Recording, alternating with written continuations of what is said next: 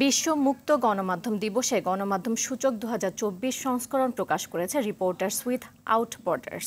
রিপোর্টে গণমাধ্যমের স্বাধীনতায় গেল বছরের চেয়ে 2 ধাপ পেছালো বাংলাদেশ।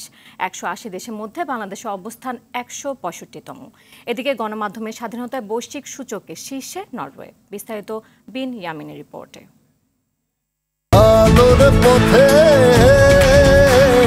নতুন দিশায়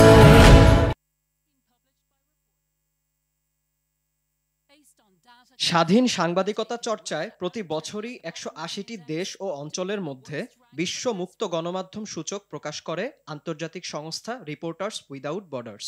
এ বছরের রিপোর্টে মোট 100 পয়েন্টের মধ্যে 27.64 পয়েন্ট পেয়ে 165তম অবস্থানে বাংলাদেশ।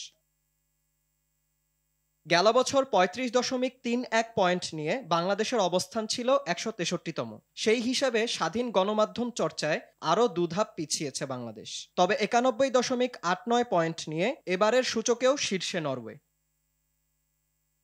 আফগানিস্তান ব্যতীত দক্ষিণ এশিয়ার সব দেশই বাংলাদেশের চেয়ে এগিয়ে। 60.52 পয়েন্ট নিয়ে দক্ষিণ এশিয়ায় এবার শীর্ষস্থানে নেপাল। এছাড়া প্রতিবেশী দেশ ভারতও 2 ধাপ এগিয়ে অবস্থান করছে 159তম স্থানে। সাংবাদিকতার চ্যালেঞ্জের দিক দিয়ে গোটা বিশ্বে এশিয়া প্যাসিফিক অঞ্চল দ্বিতীয় অবস্থানে রয়েছে। এছাড়াও গণমাধ্যম কর্মীদের জন্য সবচেয়ে বিপজ্জনক কর্মস্থল হিসেবে মিয়ানমার, চীন, উত্তর কোরিয়া, ভিয়েতনাম ও আফগানিস্তানের নাম উল্লেখ করা হয়েছে প্রতিবেদনে।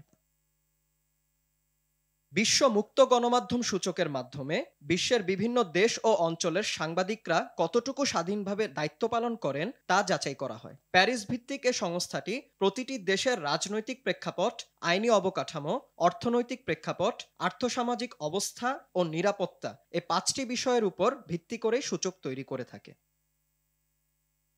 বিন ইয়ামিন, RTV।